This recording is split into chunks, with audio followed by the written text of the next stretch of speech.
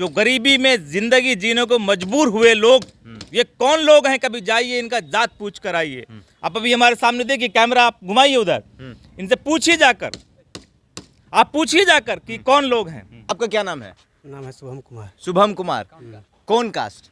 बढ़ी। बढ़ी। शर्मा जी? हाँ, मतलब बढ़ी वाला शर्मा जी। हाँ, पिछड़ा जाती। पिछड़ा जाति। तो क्या जाति जनगणना होना चाहिए? ये तो 100% होना चाहिए। काहे होना चाहिए? ये चलते कि कितना गरीब है, कितना गरीबी से आदमी जीता है, हाँ। वो तो बड़े लोग क्या जानेंगे। हाँ। मेहनत मजदूरी करने वाले लोग जानेंगे हाँ। कि क्या हाँ। गरीबी होता है। हाँ। इसमें रहने वाले को थोड़ा पता चलता है कि गरीब क्या होता है। नमवा की? हमारा नाम मोहम्मद शफी हुआ। अच्छा, मोहम्मद शफी। जातीय जनगणना होना चाहिए? एकदम होना चाहिए। वो कौन लोग हैं जिनको जातीय जनगणना से पेट में दर्द होता है? ये वही लोग हैं जो नहीं चाहते हैं कि शोषितों, वंचितों और दलितों का कल्याण हो कभी, जो सामने आने से डरते हैं, जिनको डरा के रखा गया, जो को बराबरी में बैठने का अधिकार नहीं दिया गया। आज वो सब लोग, ये भाजपा और इनके विचारधारा के लोगों से सवाल पूछेगा और बराबरी में खड़ा होगा और आंख में आंख डाल के बात करेगा। इसीलिए भाजपा डरती थी जातीय जनगणना कराने से। आप देखना शुरू कर चुके हैं पब्लिक स्टेशन और मेरा नाम अमान है। इस वक्त हमारे साथ जन अधिकार पार्टी के प्रवक्ता हैं। हम इनसे बात करेंगे जातीय जनगणना के मुद्दे पर। विरोध भी हो रहा है, दूसरी तरफ लोग चाहते भी है जातीय जनगणना हो।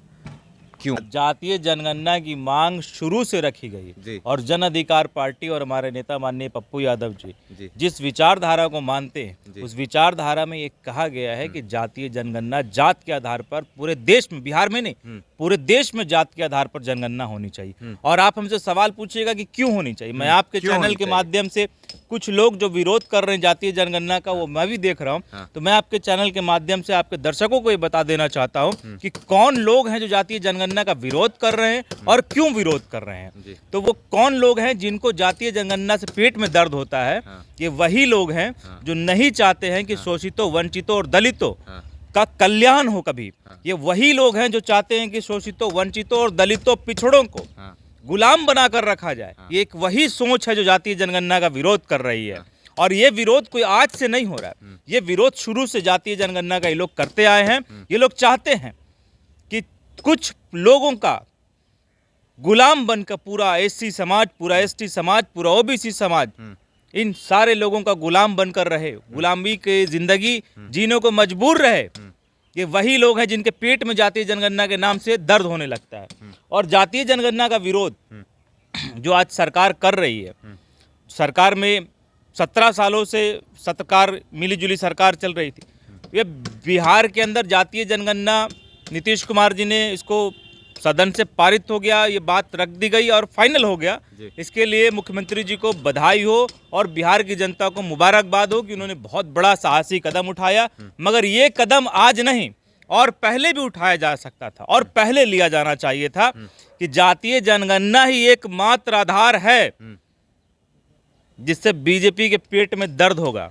और मैं मुख्यमंत्री जी आपसे ये आह्वान करता हूँ, ये मांग करता हूँ कि जातीय जनगणना केवल बिहार में नहीं, जातीय जनगणना पूरे देश में कराइए कि पता चले कि पूरे देश में गरीब कौन है। हर गरीब, अमान जी आपने जितने दिनों से आप रिपोर्टिंग कर रहे होंगे, मैं खुले और दावे के साथ ये कह सकता हूँ कि बिहार के अंदर और देश के अंदर ये झुग्गी झोपड़ियों में रहने वाले लोग हैं, कभी जाकर उनसे उनका जात पूछ के आइए तो आपको पता चलेगा कि ये कौन लोग हैं। ये रिक्शा ठेला चलाने वाले कौन लोग हैं, ये छोटी मजदूरी करने वाले कौन लोग हैं, ये दिहाड़ी मजदूरी करने वाले कौन लोग हैं। तो ये छोटे छोटे काम करने वाले लोग, जो गरीबी में जिंदगी जीने को मजबूर हुए लोग, ये कौन लोग हैं? कभी जाइए इनका जात पूछ कर आइए। आप अभी हमारे सामने देखिए, कैमरा आप घुमाइए उधर, इनसे पूछिए जाकर, आप पूछिए जाकर कि कौन लोग हैं। आपको समझ में आ जाएगा कि भारत में जातीय जनगणना होना चाहिए कि नहीं होना चाहिए। की नमवा चचा? नमवा की? हमारा नाम मोहम्मद शफी हुआ। अच्छा, मोहम्मद शफी। जातीय जनगणना होना चाहिए? एकदम होना चाहिए। काहे होना चाहिए?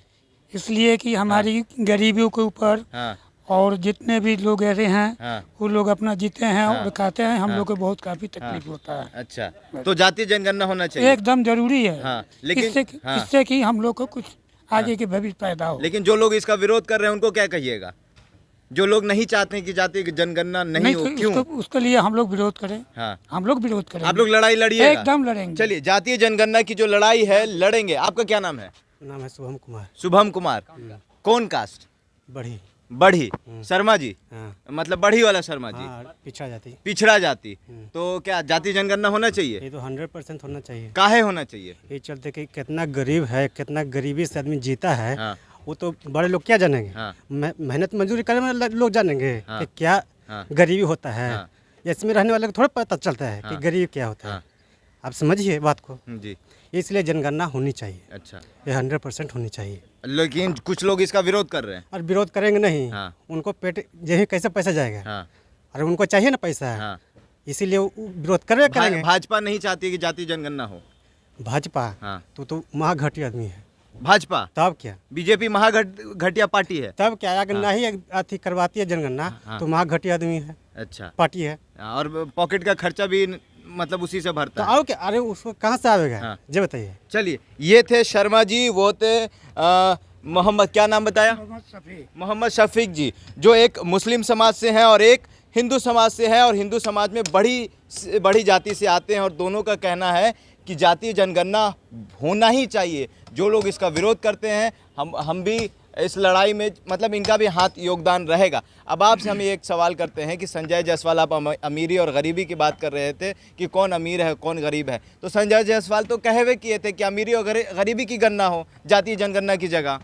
संजय जायसवाल से पूछिए कि आर्थिक पिछड़ापन जी का मुद्दा जी और सामाजिक पिछड़ापन का मुद्दा, जी आर्थिक पिछड़ापन और सामाजिक पिछड़ापन में अंतर अगर संजय जायसवाल को जिस दिन समझ में आ जाएगा, हाँ उस दिन ये बात वो करना बंद कर देंगे। हाँ कि एक आदमी जो दलित है, जी वो अपनी जिंदगी में पैसा कमाने के बाद भी उसके साथ कितना दुर्व्यवहार होता है। जी। एक आदमी जो पिछड़ा समाज से है, उसको पैसा कमाने के बाद भी उसके साथ कितना शोषण होता है और उसको कितना धुतकारा जाता है इस समाज के द्वारा, ये दर्द संजय जायसवाल को नहीं पता चलेगा। संजय जायसवाल को लगता है कि आर्थिक पिछड़ापन और सामाजिक पिछड़ापन, मैं दोनों की बात कर रहा हूं कि जातीय जनगणना से कल्याण आर्थिक पिछड़ापन का भी होगा और सामाजिक पिछड़ापन का भी होगा। सामाजिक पिछड़ापन जिसको आप धुतकार देते हैं, नीचे बैठेगा, बराबरी में नहीं बैठेगा, ये जो समाज की जो ताना बाना है, इसको तोड़ने का काम ये जातीय जनगणना करेगा। और वो पिछड़े लोग जो सामने आने से डरते हैं, जिनको डरा के रखा गया, जो को बराबरी में बैठने का अधिकार नहीं दिया गया, आज वो सब लोग ये भाजपा और इनके विचारधारा के लोगों से सवाल पूछेगा और बराबरी में खड़ा होगा और आंख में आंख डाल के बात करेगा। इसीलिए भाजपा डरती थी जातीय जनगणना कराने से। मोहन भागवत का भी बयान आया है इसी जातीय जनगणना को लेकर।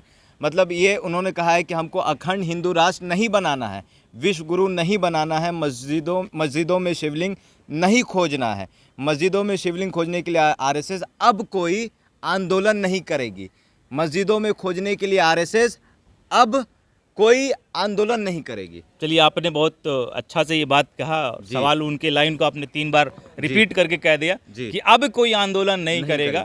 तो मैं उनको बस इतना ही कहना चाहता हूँ कि अभी तो शुरुआत है, अभी तो देखते जाइए कि अभी हो क्या रहा है। अब ऊंट पहाड़ के नीचे आना शुरू हो गया। इनका जो शोषण करने वाली नीति थी, दमन करने वाली जो नीति थी, इनके विचारों में एक इंसान का जानवरों से बुरा सलूक का सम्मान दिया गया। एक जानवर को जहां तक सम्मानित रूप से देखा जा सकता है, मगर दलित और पिछड़ा को नहीं देखा जा सकता है। और आज वो दबा कुचला दलित पिछड़ा समाज का लोग आज उठकर और आपका गिराबान पकड़कर और आपकी आंख में आंख डालकर सवाल खड़ा करेगा कि कौन है गरीब, कौन है गरीब। आपके सामने मैंने बोला कि दिहाड़ी मजदूर, छोटा रोजगार करने वाले लोग, ये झुग्गी झोपड़ी में रहने वाले लोग, ये रिक्शा ठेला चलाने वाले लोग से अधिकांशतर उसकी जात पूछकर बात कीजिए, वो अब समझ में आएगा कि किस जात को कितना उसकी आर्थिक शोषण की जा रही है, उसका सामाजिक शोषण किया जा रहा है। और अगर कोई भी नीति बनेगी तब उस पिछड़ापन के आधार पर बनेगी कि कोई समाज को बहुत अधिक पिछड़ा है, उसको अधिक से अधिक उसको लाभ मिलेगा। यही उपदेश है जातीय जनगणना का, और ये कभी भी भाजपा नहीं चाहती है। तो ये थे हमारे साथ जन अधिकार पार्टी के प्रवक्ता शाहान परवेज। वीडियो कैसा लगा कमेंट बॉक्स में ज़रूर बताइएगा, और साथ में आप भी कमेंट करिए और बताइए कि बिहार में जातीय जनगणना होना चाहिए कि नहीं होना चाहिए, और बिहार में जातीय जनगणना का क्या फ़ायदा है। और जो लोग विरोध कर रहे हैं उनके बारे में आप क्या कहना चाहेंगे हमारे कमेंट बॉक्स में ज़रूर बताइए।